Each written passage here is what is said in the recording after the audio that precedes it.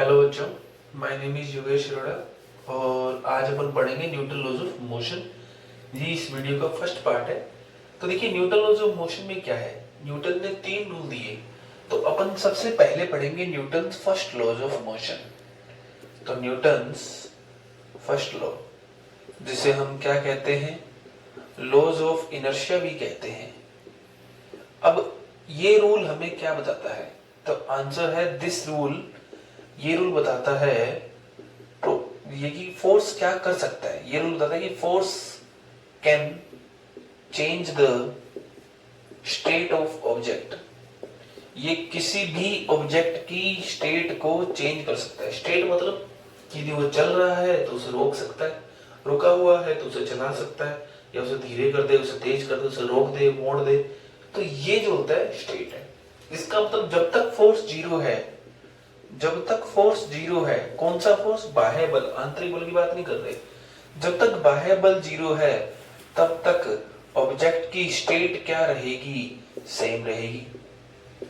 Object की state क्या रहेगी? सेम रहेगी। ये न्यूटन लॉज ऑफ बताता है। अब इसमें एक वर्ड आया इनर्शिया। इनर्शिया क्या है? तो इनर्शिया, इनर्शिया का मतलब होता है जड़, पेड़ की जड़। ठीक है, तो इनर्शिया मतलब क्या है कि हर object, every object oppose the change in its state। हर ऑब्जेक्ट अपनी स्टेट में होने वाले चेंज का क्या करता है? अपोज करता है। और ऑब्जेक्ट की इस प्रॉपर्टी को हम क्या कहते हैं? इनर्शिया कहते हैं। कितने टाइप का होता है इनर्शिया? तो आंसर है 3 टाइप का होता है। कौन कौन सा? तो वो है इनर्शिया ऑफ रेस्ट, ठीक, इनर्शिया ऑफ मोशन, एंड तीसरा होता है आपके पास इनर्शिया ऑफ डायरेक्शन। ये 3 तरह का इनर्शिया होता है। ठीक है, इनर्शिया क्या होता है? सबसे पहले कि हर ऑब्जेक्ट अपनी स्टेट में होने वाले चेंज का अपोज करता है, वो इनर्शिया हो गया। कितने टाइप का होता है? इतने टाइप का होता है। किससे मेजर किया जाता है? तो inertia is measured by mass of object. जिस ऑब्जेक्ट का मास ज्यादा, उस ऑब्जेक्ट का इनर्शिया भी ज्यादा। जैसे कि मान लो एक कार है, एक साइकिल है, दोनों को धक्का लगाओ, ज्यादा जोर किस में आएगा? तो आंसर है कार में आएगा। क्यों? क्योंकि उसका मास क्या है? ज्यादा। तो इनर्शिया जो है ऑब्जेक्ट के मास के द्वारा क्या किया जाता है? मेजर किया जाता है। अब हमारे एयरफोर्स में कैसे क्वेश्चन आते हैं? हमें क्या है कि इसके कुछ एग्जाम्पल याद रखने हैं इनर्शिया के। हमें इनर्शिया के एग्जाम्पल याद रखने हैं और वो एग्जाम्पल पर ही न्यूमेरिकल या क्वेश्चन हमसे पूछा जाता है। तो देखिए क्या क्वेश्चन पूछा जाता है इनर्शिया पे, तो सुने। देखो सबसे पहले अपन एग्जाम्पल पढ़ते हैं इनर्शिया ऑफ रेस्ट के। इनर्शिया ऑफ रेस्ट के एग्जाम्पल पढ़ें तो पहला क्या कि यदि जो है हॉर्स अचानक से चलना स्टार्ट करे, या if brakes are applied in bus, यदि बस के अंदर ब्रेक अप्लाई किए जाएं, देन पैसेंजर क्या होता है? आगे आता है। Passenger moves forward. क्यों आता है? तो आंसर है इनर्शिया ऑफ रेस्ट के कारण। ठीक है, सॉरी उल्टा बोल दिया हमने कि यदि मान लीजिए रुकी हुई बस पे अचानक से क्या हो, बस चल पड़े, तो ऐसे में जो पैसेंजर होता है किस तरफ जाता है? पीछे की तरफ। ठीक है, अचानक से बस चल पड़े तो पैसेंजर किस तरफ जाएगा? पीछे की तरफ जाएगा। तो ये एग्जांपल किसका है? इनर्शिया ऑफ रेस्ट का। इस तरह से आप घोड़े पे बैठे हो, घोड़ा अचानक से चल पड़े तो आप भी किस तरफ जाओगे? पीछे की तरफ जाओगे। ये भी किसका एग्जांपल है? इनर्शिया ऑफ रेस्ट का।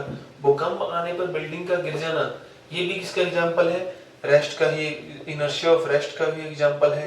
ठीक है, पेड़ को हिलाने पर उसके फ्रूट का नीचे गिर जाना, ये भी किसका एग्जांपल है? इनर्शिया ऑफ रेस्ट का एग्जांपल है। ये सारे एग्जांपल इनर्शिया ऑफ रेस्ट के ही हैं हमारे पास। ठीक, फिर से बोल देता हूं मैं।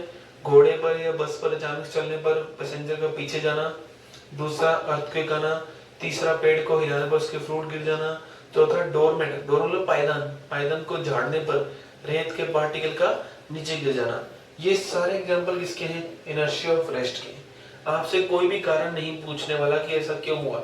आपसे इतना पूछेगा कि earthquake is an example of, या अर्थक्वेक के आने पर बिल्डिंग का गिर जाना इज एन एग्जांपल ऑफ किसका है, इनर्शिया ऑफ रेस्ट का है।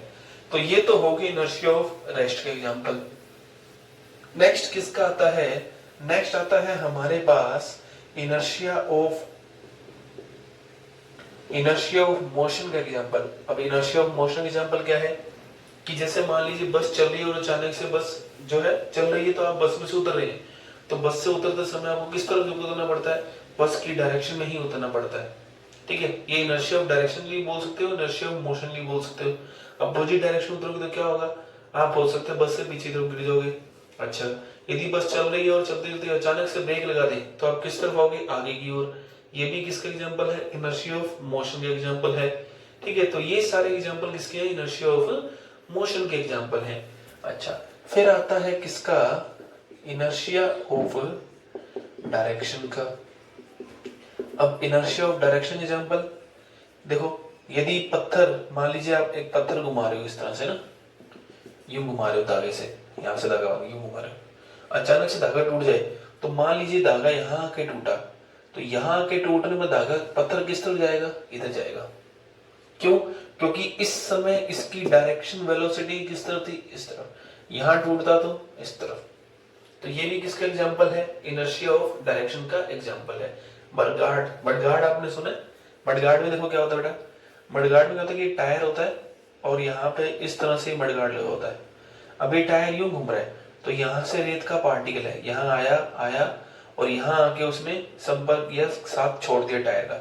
साथ छोड़ने के बाद ये कहाँ जाएगा, तो टेंजेंशियल डायरेक्शन इस तरफ चला जाएगा। समझ रहे हो, यहाँ से रेत का पार्टिकल चिपका, टायर घूम रहा था, चिपकते चिपकते यहाँ साथ छोड़ दिया और इस तरफ चला जाएगा। तो मडगार्ड के साथ रेत के पार्टिकल का चिपकना, ये किसका एग्जांपल है, इनर्शिया ऑफ डायरेक्शन का एग्जांपल है। तो पहली बात तो हमें ये सारे एग्जांपल याद होने चाहिए कि कौन सा एग्जांपल किस चीज को डिनोट करता है। नेक्स्ट देखिए आपके पास क्या आता है, नेक्स्ट आता है आपके पास, इसी के अंदर ही चलते हैं। तो नेक्स्ट देखिए आपके आता है मोमेंटम। मोमेंटम देखिए क्या होता है, मोमेंटम को हम लिखते हैं पी से। ठीक है, पी से हम इसे लिखते हैं और इसका फॉर्मूला क्या होता है, एम इंटू वी। यहाँ वी क्या है, वी है वेलोसिटी। कैसी क्वांटिटी है, वेक्टर क्वांटिटी है। ठीक है, कौन सी डायरेक्शन है, जो डायरेक्शन वेलोसिटी की है वही डायरेक्शन किसकी होती है, मोमेंटम की होती है। ये आपको याद रखना है। तो ये हो गया मोमेंटम। यूनिट क्या होता है बेटे इसकी, ये हो गया केजी और ये होती है मीटर सेकंड इनवर्स में। तो इसकी यूनिट होती है केजी मीटर सेकंड इनवर्स में होती है। अच्छा, आप एक एग्जांपल याद रखें कि यदि एक ऑब्जेक्ट ऐसे आ रहा है थीटा डिग्री एंगल पे, एक बॉल ऐसे टकराती है, कई बार ऐसा पूछा जा चुका है, और एम वहां से, ठीक है, और यहां से वो यूं चला जाता है, v वेलोसिटी से आया, v वेलोसिटी से चला गया, तो ऐसे में मोमेंटम में चेंज कितना होगा, तो होगा 2mv cos थीटा। आप इसको याद रखिए, ये अपने काम आएगा। वेक्टर फॉर्म में बोला जाए तो आएगा 2mv cos थीटा इंटू जे कैप। ठीक है, ये फॉर्मूला अपने काम आएगा। अभी के लिए आप इतना याद रखिए। डेल पी क्या होता है, डेल पी होता है चेंज इन मोमेंटम। ठीक है, डेल पी होता है चेंज इन मोमेंटम। तो मोमेंटम क्या है, product of mass and velocity. Vector quantity है, वेक्टर क्वांटिटी है तो जो डायरेक्शन वेलोसिटी की है, डायरेक्शन सेम एज किसकी, डायरेक्शन की सेम है, डायरेक्शन सेम एज वेलोसिटी। जो डायरेक्शन वेलोसिटी की है वही डायरेक्शन किसकी है, मोमेंटम की होगी। चलिए, तो ये हो गया अपने पास मोमेंटम क्या होता है, क्या नहीं है। अब इसी पर ही आगे चर्चा करते हैं। देखिए नेक्स्ट करते हैं अपन चर्चा, सुनिए इधर, आइए शुरू करते हैं। नेक्स्ट पॉइंट किसका आता है, तो नेक्स्ट पॉइंट आता है आपके पास मोमेंटम के अंदर ही, या सेकंड लॉज ऑफ मोशन आता है। तो सेकंड लॉज ऑफ मोशन, ये रूल हमें क्या बताता है, ये रूल हमें बताता है मैग्नीट्यूड ऑफ फोर्स। पहले रूल ने हमें क्या बताया था, पहले रूल ने हमें बताया था कि फोर्स क्या कर सकता है, तो हमने था कि force can change the state, force की डेफिनेशन क्या लो वही बताता है। ये हमें क्या बताता है, it tell us the about the magnitude of force, किसी भी ऑब्जेक्ट के ऊपर लगने वाला फोर्स कितना होगा, ये हमें कौन बताता है, ये हमें सेकंड लॉज ऑफ मोशन बताता है। तो देखिए क्या कहता है, according to second laws of motion force applied on an object, किसी भी ऑब्जेक्ट के ऊपर लगने वाला फोर्स उसके rate of change of momentum के क्या होगा, प्रोपोर्शनल होगा। तो इसे हम बोलते हैं rate of change of momentum. ठीक है, किसी भी ऑब्जेक्ट के ऊपर लगने वाला फोर्स मोमेंटम की रेट ऑफ चेंज के क्या होगा, बराबर होगा या प्रोपोर्शनल होगा। प्रोपोर्शनल हटाएंगे तो कांस्टेंट आएगा k, और k को मैंने मान लिया 1, तो कुल मिला के मेरे पास यही फॉर्मूला आ जाएगा। तो F बराबर dt अपॉन dt। अब देखो बेटा, हमने P का फॉर्मूला पढ़ा है, क्या हमने फॉर्मूला पढ़ा है, m इंटू वी पढ़ा है। तो F का फॉर्मूला आ गया d m into v upon dt। यदि बेटा m कांस्टेंट हो जाए, यदि m कांस्टेंट हो जाए तो बेटा m तो आ गया बाहर, तो ये dv अपॉन dt बच गया। लेकिन एक बार बता दूं, not every time, her bar constant हो ऐसा जरूरी नहीं है। m हर बार कांस्टेंट नहीं होगा। एग्जांपल, सपोज करो मेरे हाथ में एक बैलून है और मैंने बैलून को छोड़ दिया, तो बैलून ऊपर जाएगा, उसमें से हवा निकलती जाएगी, तो हवा निकलती जाएगी तो उसका मास कांस्टेंट नहीं है। मेरे हाथ में मशीन गन है और मैं फायर कर रहा हूँ, बुलेट्स निकल रही है उसमें से, तो मशीन गन का मास क्या होता जा रहा है, कम होता जा रहा है, कांस्टेंट नहीं है। रॉकेट ऊपर फायर कर रहा है, रॉकेट से क्या हो रहा है, गैस निकल रही है, तो उसमें क्या हो रहा है, मास कांस्टेंट नहीं है। तो ये सब चीजों में मास कांस्टेंट नहीं होता, तो हर बार कांस्टेंट नहीं होगा। अब dv अपॉन dt क्या होता है बेटा, ma। तो F बराबर क्या आ गया, ma। ये फॉर्मूला बन गया किसका, फोर्स का। लेकिन इस फॉर्मूले की भी शर्त क्या है, ये फॉर्मूला तभी वैलिड होगा जब मास हमारे पास क्या होगा, कांस्टेंट होगा। तो F बराबर आ गया क्या, ma। अब आता है फोर्स कैसी क्वांटिटी है, स्केलर है, वेक्टर है, तो आंसर आता है F एक वेक्टर क्वांटिटी है। वेक्टर क्वांटिटी है तो डायरेक्शन क्या है, तो इसकी जो डायरेक्शन है वो along the change of momentum, जो मोमेंटम की डायरेक्शन है वही डायरेक्शन होगी, चेंज ऑफ मोमेंटम या फिर डायरेक्शन ऑफ एक्सेलरेशन, या एक्सेलरेशन की डायरेक्शन की ओर होगा, जो एक्सेलरेशन की डायरेक्शन होगी। अच्छा, यूनिट क्या है बेटा इसकी, तो यूनिट देखो बेटा कितनी, ये हो गया m kg में, सेकंड मीटर सेकंड माइनस 2 में, इसको हम क्या बोलते हैं बेटा, न्यूटन। n से एब्रीवेट करते हैं, ये कौन सी यूनिट है बेटा, m के यूनिट। kg जगह क्या लिख दिया मैंने बेटा, ग्राम, मीटर जगह सेंटीमीटर, सेकंड माइनस 2, और न्यूटन। इस पूरी क्वांटिटी को हम क्या बोलते हैं, डाइन बोलते हैं। ठीक है, ये कैसी क्वांटिटी है, CGS। दोनों में रिलेशन क्या है, तो देखो बेटा kg को लिख दो 1000 ग्राम, kg मीटर सेकंड माइनस 2, इसको लिख दिया मैंने 1000 ग्राम साइड में, मीटर लिख दिया 100 सेंटीमीटर, 100 सेंटीमीटर सेकंड माइनस 2, ये कितना हो गया 10 की पावर 5। ये क्या होता है, डाइन। फिर से समझते हैं, kg को लिखा 1000 ग्राम, मीटर को लिखा 100 सेंटीमीटर, तो ये कितना हो गया 10 की पावर 5, तो ये कितना है, डाइन। तो कुल मिला के हमारे पास क्या आ गया कि 1 न्यूटन, क्योंकि न्यूटन था, 10 की पावर 5 डाइन के बराबर हो गया। तो 1 न्यूटन कितने के बराबर आया, 10 की पावर 5 डाइन के। तो पहले रिलेशन ने हमें क्या बताया कि फोर्स क्या होता है, दूसरे रिलेशन ने हमें क्या बताया, फोर्स क्या, मतलब फोर्स का मैग्नीट्यूड कितना होता है। तीसरा क्या आएगा, Newton third laws of motion. लेकिन उससे पहले हम इसके ऊपर छोटे मोटे न्यूमेरिकल्स और कुछ की पॉइंट्स देखेंगे। देखिए, क्या नोट करना चाहे तो आप कर सकते हैं स्क्रीन को पॉज करके। चलिए नेक्स्ट देखिए क्या आता है, सुने।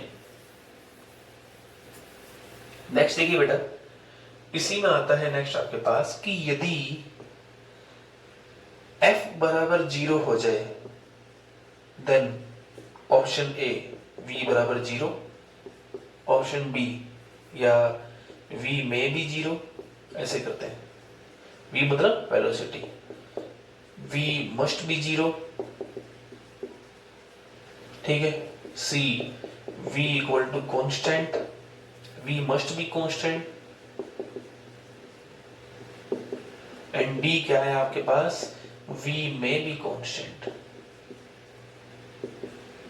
यदि f बराबर 0 हो जाए तो v क्या होगा, तो देखो दो आंसर हो सकते हैं। पहली बात आप सोच सकते हैं पूछ करके, सुने, एक तो हैगा ये, क्योंकि f 0 हो गया तो dm dv अपॉन dt भी 0 हो गया। अब यदि ये 0 हो गया तो किस फंक्शन का डिफरेंशिएशन 0 होता है, तो आंसर आएगा कांस्टेंट का। तो मतलब v बराबर कांस्टेंट हो गया, मतलब जो v शुरू में था वही v किस में होगा, फाइनल में होगा, ठीक है। तो इसलिए v मस्ट बी कांस्टेंट आएगा।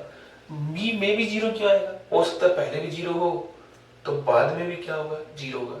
0 पर्टिकुलर हो नहीं जाएगा, 0 होगा, हो सकता है, सॉरी। तो यदि f 0 हो जाए तो हमारे पास जो v आएगा वो कैसा आएगा, कांस्टेंट आएगा। आपने तो दो वाले क्वेश्चन आते हैं, तो यही याद रखना, v में भी कांस्टेंट। दूसरा, यदि f पैरेलल हो जाए v के, f parallel v, then velocity क्या होगी, इंक्रीज, डिक्रीज। सोचिए, कांस्टेंट ये कुछ नहीं कह सकते। तो देखो ये एक ऑब्जेक्ट है, ये यूं जा रहा था और मैं इसे धक्का भी यूं ही लगा रहा हूं, तो जब मैं धक्का लगाऊंगा तो इसकी वेलोसिटी क्या होगी, बढ़ती जाएगी ना, तो आंसर आएगा इंक्रीज। यदि f एंटी पैरेलल हो जाए, एंटी पैरेलल मतलब अपोजिट हो जाए, एंटी पैरेलल और अपोजिट हो जाए किसके, v के, तब क्या होगा, तब वेलोसिटी विल, सोचिए एक ऑब्जेक्ट है, यूं जा रहा है v वेलोसिटी से, मैं यूं खींचा, तो ऐसे में शुरू में वेलोसिटी क्या हो जाएगी, कम होती जाएगी, होती जाएगी, होती जाएगी, फिर धीरे धीरे करके 0 हो जाएगी एंड में वापस। जैसे मान लो इसको यूं फेंक रहा हूं, ऊपर फेंका तो धीरे धीरे वेलोसिटी कम होती जा रही है, क्यों, क्योंकि धरती माता का फोर्स, ग्रेविटेशन नीचे लग रहा है। फिर 0 हो गई, फिर इसने पलटी मारी और फिर वेलोसिटी क्या हो गई, इंक्रीज। फिर से मैंने इसको ऊपर फेंका तो पहले वेलोसिटी डिक्रीज हुई, फिर 0 हुई, फिर पलटी मारी, फिर बढ़ने लगी। तो वेलोसिटी क्या होगी, velocity first decrease then starts to increase in opposite direction, ठीक है। यदि f परपेंडिकुलर हो जाए v के, मतलब फोर्स इधर है, वेलोसिटी इधर है, ऐसा कहां होता है, तो एग्जांपल है सेंट्रीपिटल फोर्स, ठीक है। तो ऐसे केस में देखो ये अपने वर्क पावर एनर्जी में आएगा, तो ऐसे में इसके द्वारा किया गया वर्क 0 है, तो ऐसे में क्या होगा, काइनेटिक एनर्जी तो रहेगी कांस्टेंट, मतलब कि स्पीड रहेगी कांस्टेंट, बट वेलोसिटी क्या होगी, चेंज रहेगी, बदलती रहेगी। वेलोसिटी क्या होगा, बदलती रहेगी। तो ये 4 केस है, 1 2 3 4, f0, f parallel v, f anti parallel v और f परपेंडिकुलर टू v, ये सारे थियोरेटिकल केस हैं अपने। चलिए नेक्स्ट इसी के अंदर ही आगे चर्चा करते हैं अपन, एक दो छोटे मोटे न्यूमेरिकल की चर्चा करते हैं। देखो क्या न्यूमेरिकल है, सुने। देखिए बोला गया कि एक बुलेट है इस तरह से, यहां आ रही है 50 ग्राम की, कितने से आ रही है बेटा, 100 मीटर पर सेकंड से आ रही है। इस लकड़ी के वुडन ब्लॉक में 2 सेंटीमीटर या चलो 20 सेंटीमीटर पर रुक गई, 20 सेंटीमीटर पर रुक गई। कह रहा है find average force on bullet by average force on bullet, ठीक है, बाय वुडन ब्लॉक। ये वुडन ब्लॉक इस लकड़ी पर कितना फोर्स लगा रहा है ये आपसे पूछा गया। तो देखो दो तरीके, एक तो मेरे को ये पता है कि मैंने आपको काइनेमेटिक्स के वीडियो नंबर 2 या 3 के अंदर एक ब्रेकिंग डिस्टेंस या स्टॉपिंग डिस्टेंस का फॉर्मूला लिखवाया है। तो वहां स्टॉपिंग डिस्टेंस का फॉर्मूला क्या आया था बेटा, तो वो आया था S बराबर यूज करो अपॉन 2a। जिसको ये याद नहीं है वो थर्ड इक्वेशन यूज कर सकता है। यहाँ पर v जीरो रखे, a नेगेटिव रखे, ठीक है, तो ये फॉर्मूला आ जाएगा। अच्छा, तो S बराबर आ गया बेटा यूज करो अपॉन 2a।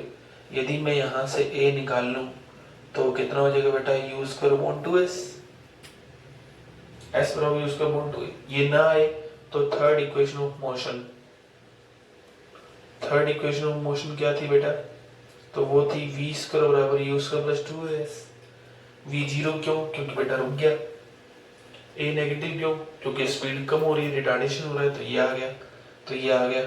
u कितना है बेटा 100, तो 100 इंटू 100 अपॉन 2। s कितना है बेटा 20 सेंटीमीटर, सेंटीमीटर मीटर बदलेंगे तो 100 ऊपर और आ जाएगा, है ना। बस अब इसे सोल्व कर लो।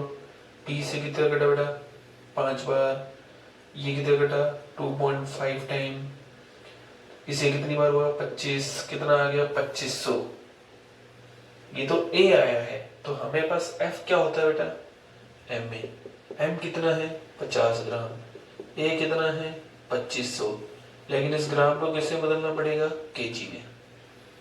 देखो हमने s था, u दे रखा था, a दे रखा था, s आ गया, a आ गया, सॉरी u दे रखा था, s दे रखा था, a आ गया मीटर पर सेकंड स्क्वायर में। फिर हमने f बराबर m में लिखा। अब m अपने पास ग्राम में था तो उसको हमने किसमें बदला केजी में। सोल्व करेंगे तो कितना आएगा 125 न्यूटन। इस केस में बेटा क्या चीज कांस्टेंट है, तो आंसर है इस केस में हमारे पास m कांस्टेंट है। अच्छा, आपको मैं मान लो बोलता कि 20 सेकंड में रुक गया तो क्या करते, तो हम इक्वेशन लगाते v बराबर u plus at, v zero, a negative, t आता u बाय a। कब, यदि टाइम दिया होता। अभी यहाँ पे क्या दिया हुआ था डिस्टेंस, तो हमने ये करा, यदि टाइम दिया होता तो हम क्या करते हैं, हम यहाँ पर फिर v बराबर u प्लस at लगाते और उससे t आता, सॉरी उससे a आता, फिर वही काम सारा करते स्टार्ट, ठीक। तो ये हो गया हमारे पास एक न्यूमेरिकल जिसमें m क्या है हमारे पास कांस्टेंट है। अब ऐसा न्यूमेरिकल करते हैं जिसमें m क्या हो कांस्टेंट ना हो। तो जिसमें m कांस्टेंट ना हो वो देखिए न्यूमेरिकल बेटा। तो वो एक दो न्यूमेरिकल है अपने इजी कि एक बुलेट है, या फॉर्मूले की तरह याद रखो तो अच्छी बात है, कैन फायर n बुलेट्स पर सेकंड। एक बुलेट है n बुलेट्स पर सेकंड फायर करती है, एक मशीन गन, सॉरी एक मशीन गन है, क्या n बुलेट पर सेकंड फायर करती है। यदि मास ऑफ ईच बुलेट, एक बुलेट का मास कितना हो m हो, एक बुलेट का मास m हो और स्पीड कितनी हो v हो, तब क्या फाइंड करना है, तब फोर्स ऑन बुलेट फाइंड करना, फोर्स ऑन गन फाइंड करना है। देखो जब बुलेट मशीन गन चलाई जाती है तो ऐसा नहीं कि इसको पकड़े रखो, उसके कारण फोर्स भी लगता है हमारे ऊपर भी, तो उसको पकड़े रखने में कितना फोर्स चाहिए वो ये पूछ रहा है। तो फॉर्मूला जिसको याद करना है वो तो फॉर्मूला याद कर ले, F बराबर mn v। कैसे है ये सुनो, F का फॉर्मूला क्या होता है, mn ही लगाना आपको, mn लगा दे तो गलत हो जाएगा क्योंकि m कांस्टेंट नहीं है, इसमें m कांस्टेंट नहीं है।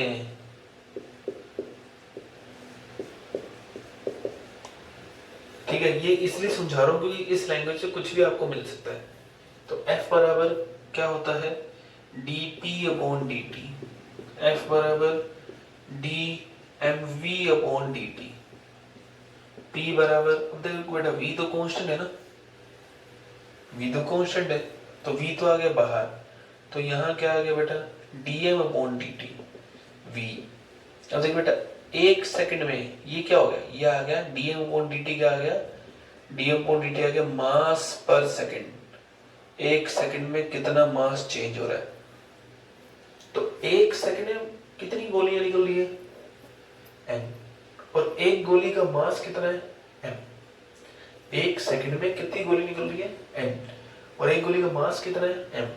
तो बेटा एक सेकंड में कितना मास चेंज हुआ mn, तो फॉर्मूला क्या आ गया अपने पास mmv। एक बुलेट का मास m, एक सेकंड में बुलेट निकली n, तो कितना मास कम हो गया mn। ठीक है, ऐसे और भी बोल सकता हूँ कि पाइप है जिसमें से पानी आ रहा है इतनी स्पीड से और हर सेकंड इतना किलो पानी निकल रहा है, तो भी ये फॉर्मूला लगता है। इसलिए आपको मैं ये फॉर्मूला बता रहा हूँ कि हर बार मास कांस्टेंट हो। ये फॉर्मूला कब लगेगा, ये फॉर्मूला लगेगा जब वेलोसिटी कांस्टेंट होगी, ये फॉर्मूला लगेगा जब वेलोसिटी कांस्टेंट होगी। ऐसा एक फॉर्मूला और भी आता है कि मान लीजिए एक पाइप है, इसका ये एरिया A है, इसमें से यहाँ पानी आ रहा है, ठीक है, कितनी स्पीड से आ रहा है v स्पीड से आ रहा है, ठीक, पानी की डेंसिटी कितनी है रो, तो ऐसे में फोर्स कितना होगा रो a v स्क्वायर। रो क्या है डेंसिटी, किसकी डेंसिटी लिक्विड की, a क्या है एरिया, ठीक है एरिया, रो, और v क्या है स्पीड ऑफ लिक्विड, लिक्विड की स्पीड क्या है, तो ये हो गया F बराबर रो a v स्क्वायर।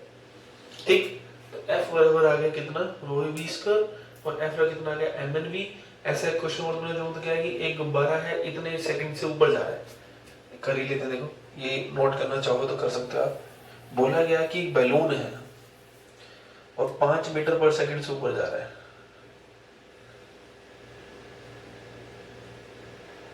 5 मीटर पर सेकंड से ऊपर जा रहा है, और इससे 20 ग्राम पर सेकंड गैस निकल रही है, तो कह रहे बताओ इसके ऊपर नीचे कितना फोर्स लग रहा है।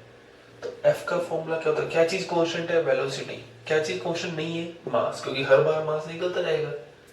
तो F का formula dmv upon dt, velocity constant है तो dm अपॉन dt।